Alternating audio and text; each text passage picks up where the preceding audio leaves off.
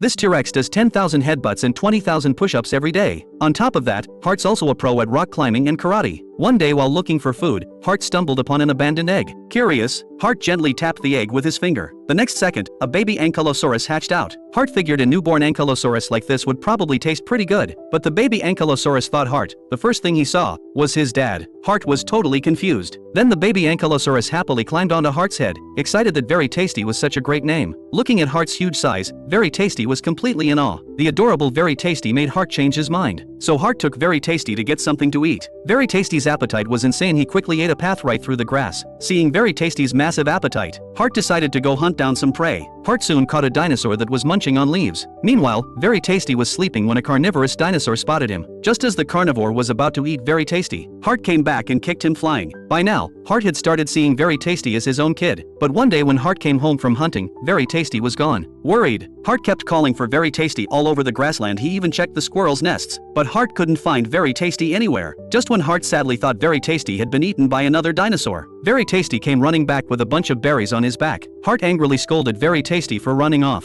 but Very Tasty started crying. He just wanted to eat together with Hart. Hart realized he'd blamed Very Tasty for nothing, so he picked up a berry and put it in his mouth, and only then did Very Tasty stop crying. The taste of the berry reminded Hart of his mom who raised him. Hart realized that one day, he'd have to leave Very Tasty too. But before that happened, Hart needed to make Very Tasty strong. So Hart put Very Tasty through special training. A month later, Very Tasty's attacks were so strong even Hart could barely stand the pain. So Hart decided it was time for Very Tasty to live on his own. But Very Tasty thought Hart didn't want him anymore, and he sadly hugged Hart and wouldn't let go. But Hart had already figured out what to do. Hart suggested they have a race. If Very Tasty won, Hart would stay with him forever. At first, Hart pretended to chase after him. Afraid Hart would pass him, Very Tasty closed his eyes and ran as hard as he could. But he didn't notice that Hart had already turned around and left halfway through.